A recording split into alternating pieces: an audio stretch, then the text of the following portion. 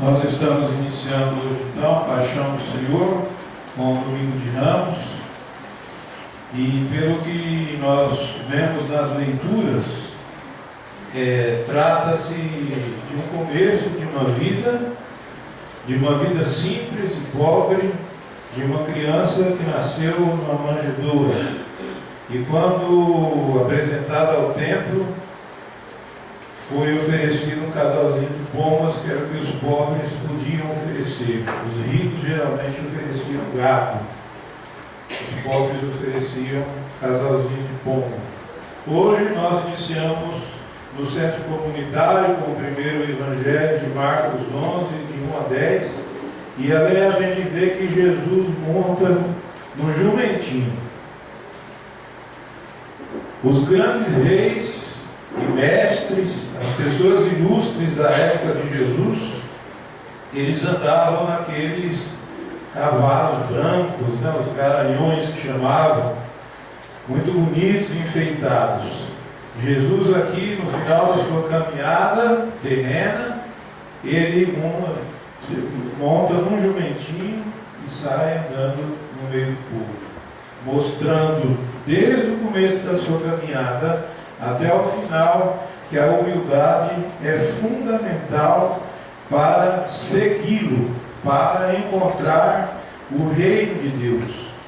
Um rei que veio, na verdade, para ter língua adestrada, conforme diz aí a leitura de Isaías, para que eu saiba dizer palavras de conforto à pessoa abatida.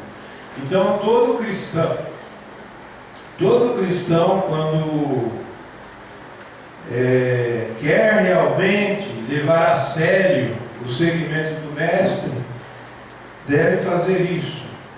Pedir sempre língua adestrada para levar palavra de conforto à pessoa abatida. Quando os primeiros cristãos leram essa leitura hoje de Isaías 54 a 7, e seguindo falando desse servo sofredor, eles não tiveram dúvidas que esse servo era Jesus.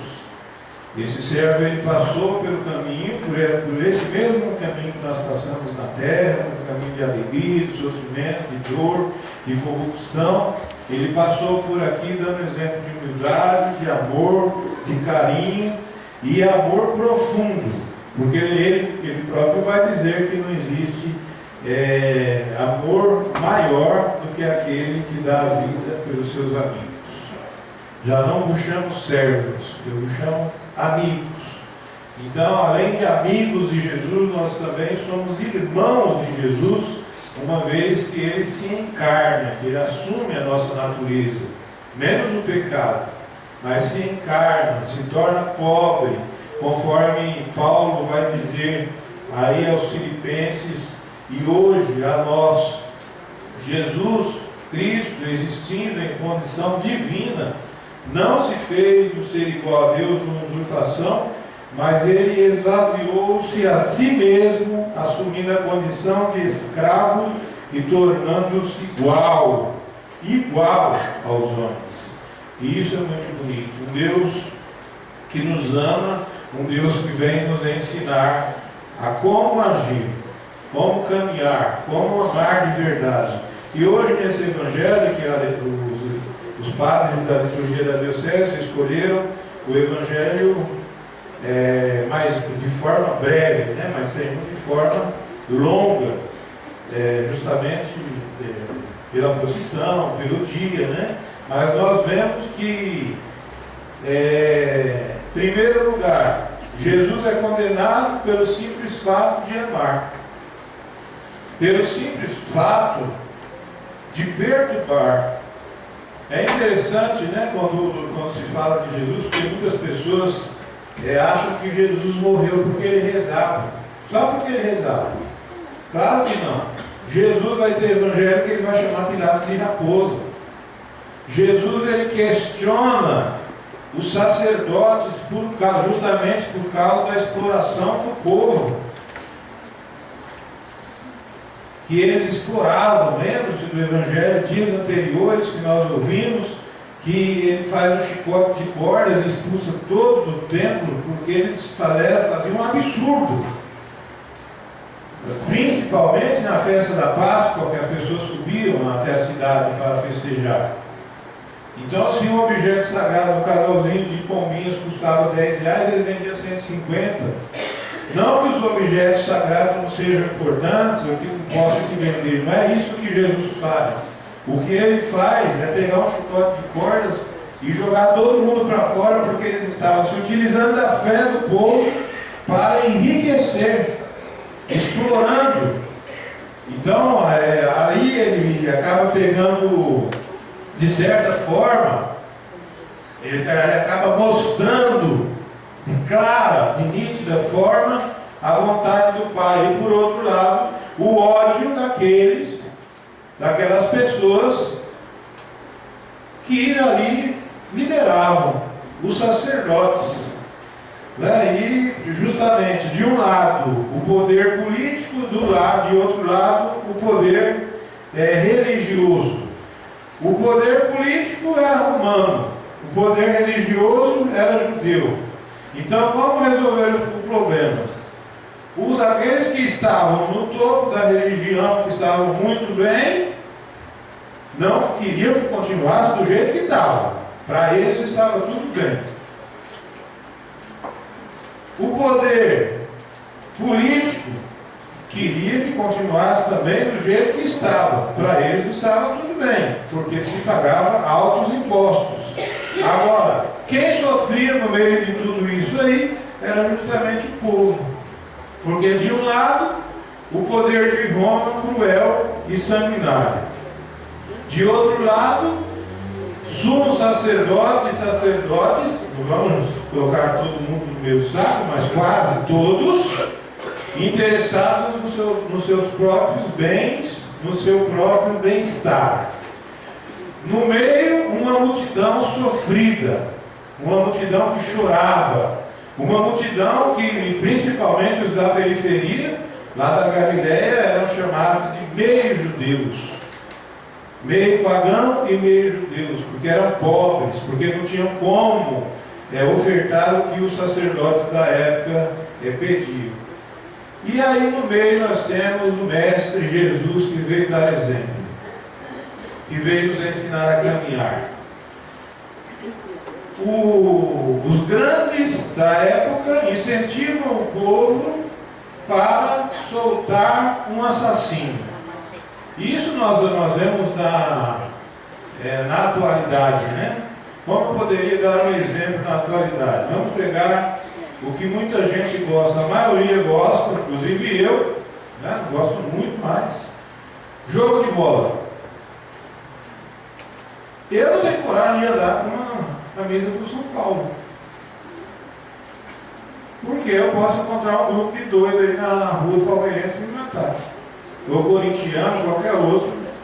Não que todos os palmeirenses, todos os corintianos, todos. Não, mas existem esses grupos de loucos. Então, o que é que o governo faz? Copa do Mundo! Eu não esqueço disso. A imagem do Lula chorando. A Copa vai ser do Brasil. Um monte de arena. O povo batendo palma. Agora esse problema chega o carnaval. Vamos fazer um protesto e tal, vamos nos revoltar contra os aumentos que estão tendo, a Operação Lava Jato, tal, mas vamos primeiro pular o carnaval. Deixa eu passar o carnaval primeiro, vamos dançar primeiro. Então, tinha um imperador romano que dizia, dê pão e circo para o povo, que assim eles ficam tranquilos. E aqui acontece a mesma coisa. Nós vemos um povo no nosso país triste, nós vemos um povo revoltado, nós vemos noticiários diariamente, seja na TV ou na mídia lida, hospitais que não têm médico, professores que param de trabalhar porque não tem salário. Aí o governador chegou a dizer que isso parece uma novela, que todo ano é a mesma coisa, todo ano os professores entram de greve, todo ano falta médico, todo ano morre muita gente por falta de A questão é que esse governador está aí há 20 anos no comando e quem coloca ele lá é o povo. Não é? E por aí vai. Então nós vemos aqui que os grandes incentivam o povo a soltar um assassino, que é Barrabás, e matar Jesus, acreditando assim que seria esquecido para sempre a pessoa de Jesus de Nazaré, colocado no meio de dois ladrões. O que eles não esperavam é que Jesus ressuscitou. Nós iniciaremos o nosso trido pascal na quinta-feira. A missa começa na quinta-feira e só vai terminar no sábado de aleluia. Ele ressuscitou. Por isso nós não podemos desanimar diante das questões de injustiça, de corrupção que existe dentro das igrejas, incluindo a Igreja Católica, porque tem corrupto na Igreja Católica. Isso ficou claro esses dias que o Papa Francisco prendeu lá em Roma um monsenhor que voou com um jatinho, cheio de dólar, uma mala cheia de dólar, está preso no Vaticano. Então isso é corrupção dentro da igreja, fora da igreja, no meio político. O mestre, a igreja é do mestre. E ele sabia muito bem disso quando ele escolhe Judas, quando ele chama Judas para ser um dos seus apóstolos. João vai chamar Judas de ladrão. A bolsa, quem cuidava da bolsa era Judas. Bolsa de dinheiro. Eu costumo brincar com a Toinha que aqui quem cuida é ela, né? Só que quem leva sou eu. Não é? Mas João ele vai chamar Judas de ladrão. Por que ele escolhe um ladrão? Só uma comparação, hein? Senão até não pega depois. Por que ele escolhe? Porque ele sabe que entre os seres humanos existem falhas. Ele escolhe um cobrador de impostos. Ele escolhe um violento. Né? Pedro era violento. Arrancou a orelha de mal com a espada. E por aí vai. Ele pega pessoas de vários tipos para segui-lo, para ensinar o caminho. Ele não pega Judas para dizer siga o exemplo de Judas. Ele não pega Mateus para dizer chama, né? Pega não, chama, para dizer siga o exemplo de Mateus. É o contrário, é para mudança de vida. E assim, nós também queremos mudar de vida, que Ele nos ajude. Ele que ficou sozinho, todo mundo correu, deixou Ele sozinho no meio dos soldados, que Ele possa nos ajudar a ter a coragem de muitas vezes na vida também, de associar, de ligar o nosso sofrimento ao sofrimento dele e poder assim também com ele ressuscitar. Uma vez sofrendo com Jesus, com ele ressuscitamos. E isso, essa palavra aqui de Isaías é muito interessante, né? O Senhor Deus deu-me língua adestrada para que eu saiba dizer palavras de conforto à pessoa batida. Eu lembro que eu fiz uma homilia aqui, talvez eu já fiz também, mas tem vários casos da casa de São Padre Pio, do seu Amadeuzinho lá embaixo. Talvez muitos de vocês não conheceram, porque ele ficava na rua perto da igreja de Santa Luzia, embaixo das árvores. Tem outros que nós levamos, mas com aquele eu sofri. Com aquele que eu sofri. Porque eu fui na assistência social. Eu falei, pega ele, vai lá, dá um banho. Aí ela falou, tinha duas. Ah, o senhor Amadeu Frintinho? Ah, aquele não tem jeito não. Eu falei, como não tem jeito? É um velhinho, bêbado, defecado, urinado, no meio do lixo. Como não tem jeito? Não tem jeito. A cidade precisa ter alguém para acolher, um lugar para acolher essas pessoas. Ah, padre, não, vamos tentar mandar uma Kombi. Chega a Kombi, o quarto pessoal da social. Ah, vamos lá, seu Mateus, vamos. Ele vai naquele lugar, então é isso, é aquilo. Aí, tá vendo? Tá, não tem jeito, você tem que catar a força por um carro e levar. Não, ele não pode fazer. Chama a polícia. Chega o SAMU primeiro. Depois chama a polícia. Final da história, só fica eu e o senhor Amadeu lá. Deu vontade de sentar, ir ali naquele murinho e chorar que nem criança. Porque eu não acredito em um Deus que deixa um filho seu morrer embaixo de uma árvore, todo defecado, urinado, simplesmente porque ele, por N motivos, caiu na vida, se tornou um mendigo.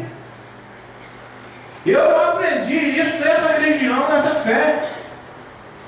Então a gente precisa dar um jeito nisso. E quem se salvou, lógico, Deus acima de tudo. A casa de São Padre Pio, que eu liguei para eles, vieram e levaram. Perguntaram para mim, aí padre, leva ou não leva? O senhor que sabe, porque sabe que dá processo, né?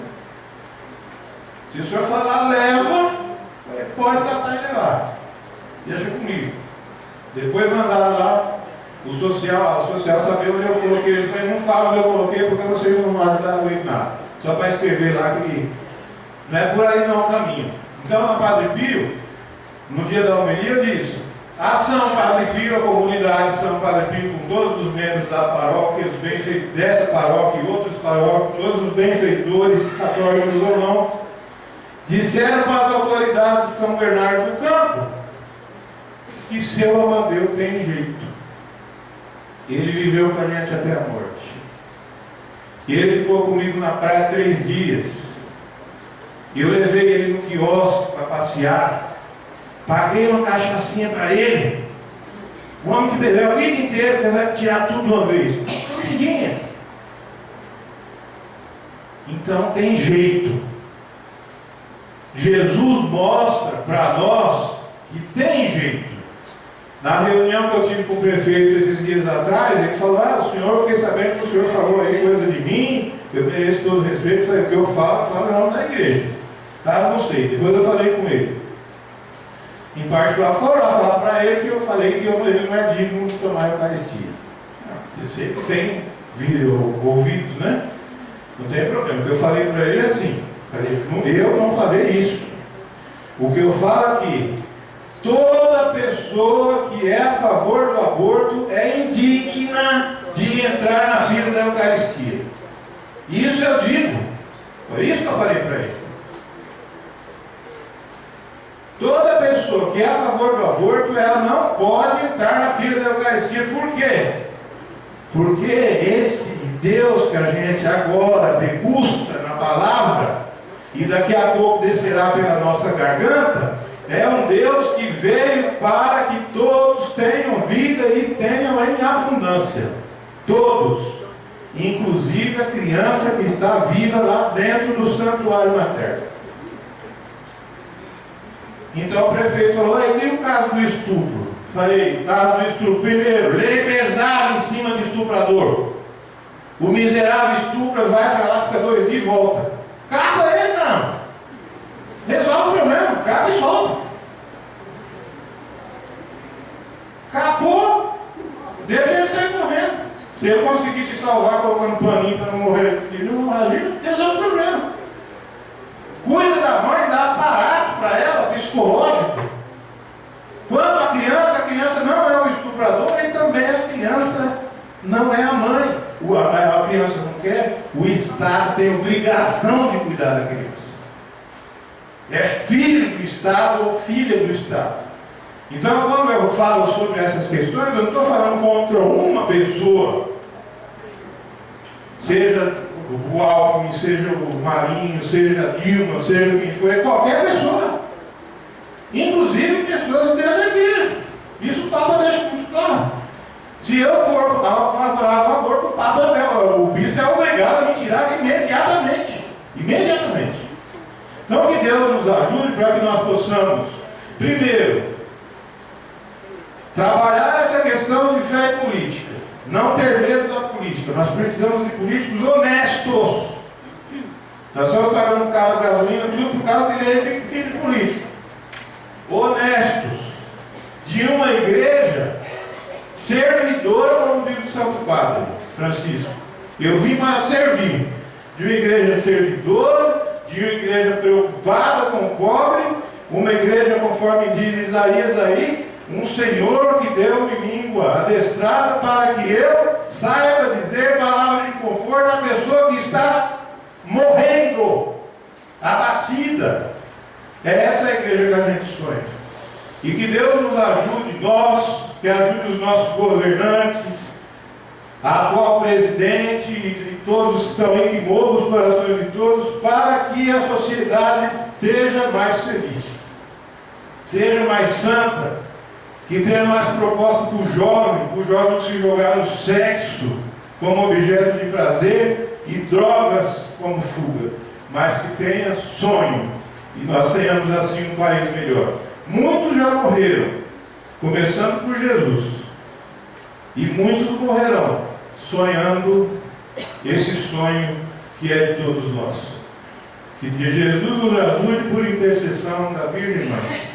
Louvado seja nosso Senhor Jesus Cristo.